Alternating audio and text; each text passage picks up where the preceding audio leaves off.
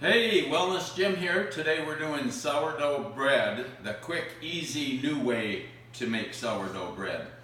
I'm going to have a separate video for baking off, a separate video for starter, but this is actually making the bread. So in the bowl, so far we have 3 1/2 cups of white organic flour, 2 teaspoons of pink Himalayan salt, and now we're going to put the last cup in, so it will be a total of 4 1/2. And I just want to show you, I just kind of use the side of the bag to level it off. I don't force it in or anything.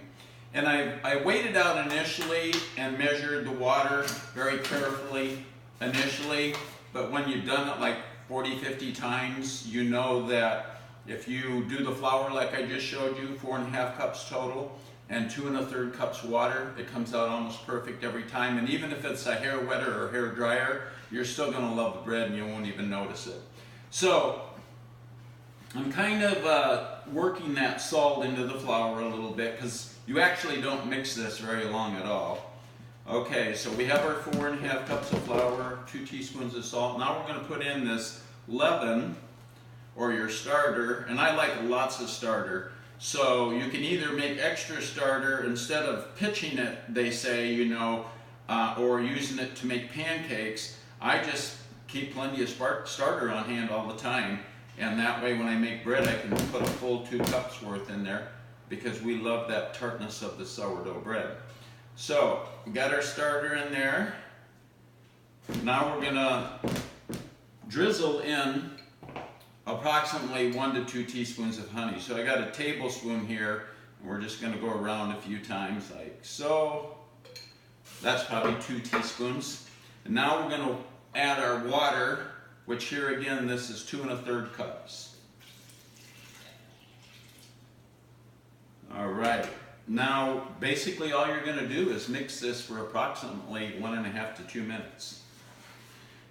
We're just incorporating all these ingredients together.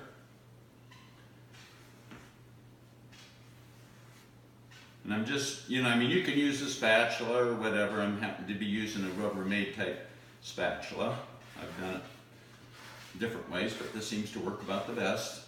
You're kind of pulling off that dry flour off the side, making sure you got everything worked up from the bottom.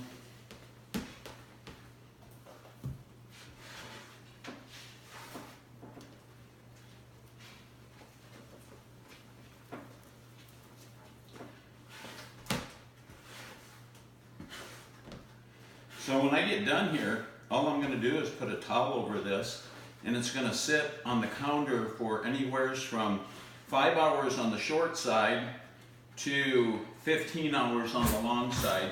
And we usually compromise at about 8 or 9 hours. Then you can pan it up and bake it off, or you can put it in the refrigerator for 1 or 2 days. If you're busy and you don't have time to finish it tonight.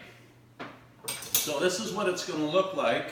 You can see it's plenty wet, but that's all there is to it. Till the next time, Wellness Jim.